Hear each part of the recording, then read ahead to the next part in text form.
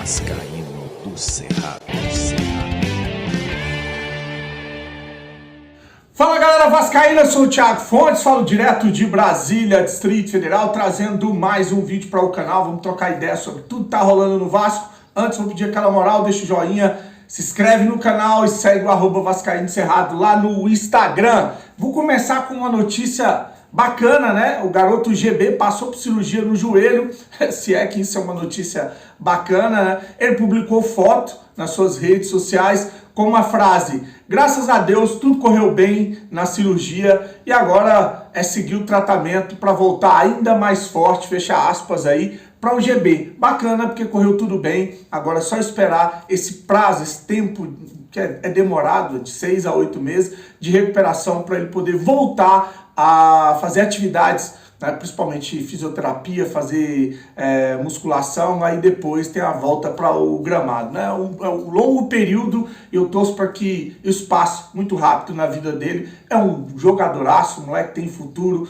boa sorte aí, tudo de bom para o GB, né?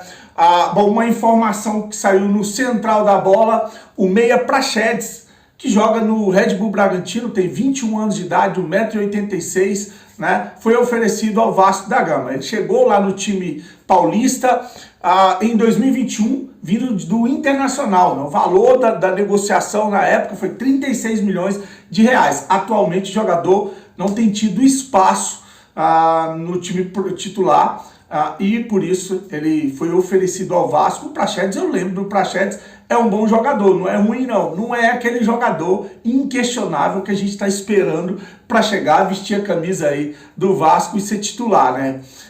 Mas também não se trata de um jogador ruim, viu? É só mais um bom jogador, é isso, acho que seria isso. O que você acha aí do Praxedes no Vasco da Gama? Deixa o seu comentário aqui. Bom, falar em jogador no Vasco da Gama, o Edmundo, lá no Mundo Ed, falou sobre a possibilidade do Vasco contratar o Lucas Moura. Lucas Moura, que joga no Tottenham, né, tá há muitos anos, inclusive, jogando na Europa, jogador que foi do São Paulo, né, da base, cria do São Paulo. Parece que se ele voltar ao Brasil, claro que o caminho natural é voltar para o São Paulo, clube que ele tem uma identificação, mas o Edmundo fez questão de falar sobre essa possibilidade que seria boa aí para o Vasco e para o Vascaíno ter um jogador como o Lucas Moura no time para a temporada. Um jogador que tem jogado, né, pelo menos as últimas vezes que eu vi, jogou em alto nível, está em boa forma física, está longe de ser um cara que vinha para final de carreiras. Já deve estar, se eu não me engano, mais de 10 anos. Não, mais de 10 anos na Europa, já deve estar tranquilo financeiramente. Só que ele tem uma relação muito grande com o São Paulo. O São Paulo também precisa de um jogador desse nível. E lá no São Paulo, pelo menos nos últimos anos, eles fazem mais loucuras do que os dirigentes aqui do Vasco da Gama. Mas eu gostei bastante, tenho certeza que a torcida do Vasco ia ficar muito feliz se o Lucas Moura fosse o contratado. Hoje é feriado, mas teve atividade no CT Moacir Barbosa. Os jogadores trabalharam, vou botar foto aí do treino, né? Pessoal focado para amanhã tem jogo treino contra o Resende em São Januário, aquele jogo treino que não vai ser transmitido, e já visando a partida na estreia do Campeonato Brasileiro, que é no próximo sábado. O Vasco deve viajar a Minas Gerais na sexta-feira para encarar o Galo, que de uma hora para outra foi instaurada uma crise no Atlético Mineiro. O Atlético ontem perdeu o primeiro jogo da Libertadores, a estreia contra o Libertad em casa, né? Com alguns desfalques, um deles, o principal jogador, que é o Hulk, e o Galo sem o Hulk vira um time normal. Acho que é a mesma coisa lá do Mulão, do Urubu sem o Arrascaeta. Fez um jogo horroroso contra o Libertad, perdeu, né? E o técnico Kudê foi à entrevista pós-jogo e jogou tudo no ventilador, né? Eu que tinha falado aqui ontem, elogiado inclusive o Rodrigo Caetano pelas contratações, o trabalho feito no Galo, mas quem vê cara não vê coração, ou aquele negócio da grama do vizinho é sempre a mais bonita, né? E lá ele falou que criticou a saída dos jogadores, o Ademir, bom atacante Ademir, que eu inclusive te falei que seria uma boa para o Vasco, foi para o Bahia, né? O Jair, o Sacha, enfim, falou que saíram vários jogadores, e os jogadores que ele pediu, inclusive vários desses jogadores que ele pediu para ir pro Galo a custo zero. O Galo não levou e tá revoltadíssimo lá, falando em cláusula de sair, de nunca ter vivido um momento desse, torcida tacando cerveja nele. Enfim, o negócio, o bicho pegou. O Atlético Mineiro tem a final de campeonato aí contra o Atlético, depois encara o Vasco, depois encara, se eu não me engano, é o Atlético Paranaense pela Libertadores, joga com o Vasco no sábado e na terça Libertadores. Então um clima pesadíssimo no nosso adversário, e vai ser esse clima para a estreia no Campeonato Brasileiro, talvez com um time misto, um time mesclado, para encarar o Vasco. Vamos aguardar aí para ver o que vai acontecer nos próximos dias com relação, de olho sempre no adversário. Para finalizar o vídeo, eu vou trazer aqui uma participação do Jorginho, técnico que esteve no Vasco aí na reta final de Série B, 10 jogos, né?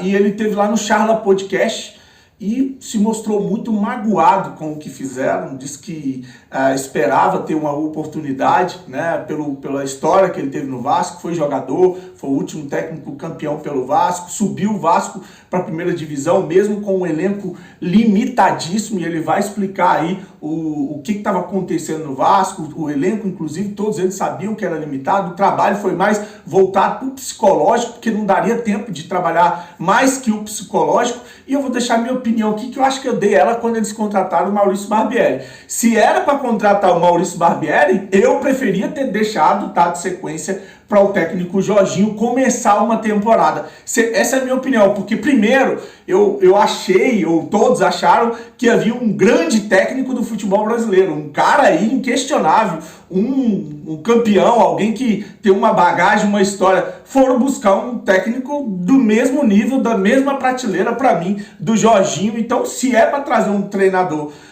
do mesmo nível, era melhor ter deixado o técnico Jorginho. Eu falei isso aqui na época, né? E continuo com essa opinião, e o Jorginho vai falar aí para você para finalizar o vídeo. Deixa seu comentário, curte o vídeo, compartilha. Desejar para você um feriado abençoado. Grande abraço e com Deus, e saudações vascaínas. Na segunda divisão, e fazia muito tempo, e todo mundo ali, todo mundo sabia, assim, das nossas limitações. Sim. O próprio elenco sabia. Sabia? Eu conversava sempre com os mais velhos ali, com o Anderson, com o Nenê, com o Alex, a gente batia um papo com o Edmar. Eles sabiam das nossas dificuldades dentro do grupo. Mas a gente, é um compromisso, nós vamos subir. Eu falei isso pro Vasco. Foi uma das coisas que me machucou muito de eu ter saído, porque eu falei, cara, vocês sabiam que a gente tinha as limitações. Agora que a gente pode montar o elenco e tal, assim, eu sei que vocês não fizeram contrato comigo pro ano seguinte, mas dói. Mesmo porque eu tenho uma história com o Vasco como jogador, tenho uma história do Vasco. O último título do Vasco é comigo, Carioca, entendeu? Então, assim, o grupo, o elenco sabia das dificuldades que tinha, né? Os próprios jogadores sabiam, mas a gente tinha esse compromisso, cara. A gente vai subir, a gente não tinha dúvida disso, né? De que a gente ia alcançar. Foi muito, assim, triste a gente ter perdido aquele jogo em casa, né? O penúltimo jogo. Caraca, esse aí foi o Sampaio Corrêa, né? Sampaio Corrêa, que a gente perdeu de 3-2. Caramba, esse eu tava lá, meu irmão. Começamos muito bem, um gol assim maravilhoso. Foi um gol que a gente... Foi uma jogada ensaiada, foi muito legal. Realmente, assim, o Alex, né, que ajudou bastante a gente nessa bola parada. O cara que só pensava naquilo. Eu sei que não tá mais no Vasco. Um dia, se eu tiver a oportunidade, né, de trabalhar com ele fora do país, eu vou indicar esse cara, porque o treinador de bola parada, né? Treinador só de bola parada. É muito interessante, porque a gente pensa muito na questão das nossas movimentações, mas a gente nunca pensa no bloqueio.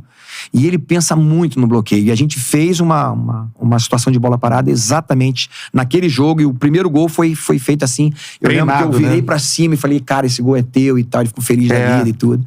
Mas tudo bem. Coisa aconteceu. Que bom que a gente foi lá contra o Ituano, com um jogo extremamente difícil. Muito difícil. Primeiro a gente jogando com um jogador a mais, depois a gente igualou. Foi muito difícil, Ituano muito bem, mas porque toda a questão emocional, isso aqui é difícil, porque no final... Quando terminou tudo, a gente foi campeão. A gente subiu. A torcida, até um certo momento, xingou, né? Reclamou do elenco e tal, time sem vergonha e tudo. Só que a torcida precisava entender que tinha limitações. O Vasco começou o Brasileiro pegando jogadores que estavam disponíveis. E no finalzinho é que ainda trouxe um pouquinho, mas assim, eu já cheguei para 10 jogos. Sabe, o fator emocional ali, eu trabalhei muito mais. Eu falei, como é que eu vou mudar, Paulo? Eu não tenho condições de mudar alguns jogadores aqui. Tirei o Quinteiro, que já estava, a carga emocional dele estava muito grande, por gols contra e tal. Coloquei o Boza. E melhorou. E era quem tinha no banco, mas assim, todo respeito, era um jogador também que tinha suas limitações. Bom jogador, mas que tinha suas limitações de outro. A torcida pegava muito no pé. Também. O Edmar, a gente conseguiu, assim, novamente reerguer o Edmar. A torcida pegava no pé do Edmar o tempo todo. Jogar igual, cara. E o Edmar, no jogo, foi um jogo que a gente ganhou em casa. Não lembro exatamente qual foi, não sei se foi o Criciúma, mas a gente jogou em casa que o Edmar entrou vaiado. E eu pedi pra torcida, o Nenê foi na torcida e começaram a aplaudir o Edmar. O Edmar jogou pra caramba naquele jogo. Então, quer dizer, foi um processo que a gente teve que trabalhar mais uma questão emocional no grupo pra que eles pudessem entender que era possível subir. E conseguimos alcançar esse objetivo. Tinha a questão do Alex também, né? Alex chegou muito abaixo fisicamente também. Sim, você vê hoje, o Alex é outro Alex, completamente. Estão vendo? Eu falei, caraca, o Alex tinha tá que veloz, administrar isso Alex também, tá com explosão, o Alex tá marcando. A gente não conseguia. Como é que você vai fazer uma marcação linha alta, né? Com os zagueiros que não são velozes? A gente não tinha zagueiros velozes. Né? O Anderson é muito bom zagueiro, inteligente, um jogador nas bolas aéreas, só que você só faz uma marcação linha alta quando você tem jogadores de frente rápido e jogadores atrás muito rápidos. A gente não podia fazer isso, porque justamente quando eu entrava com o Alex e Nenê era uma dificuldade. Eu acabei botando o Alex no banco, o Nenê jogava, e depois tirava o Nenê, botava o Alex.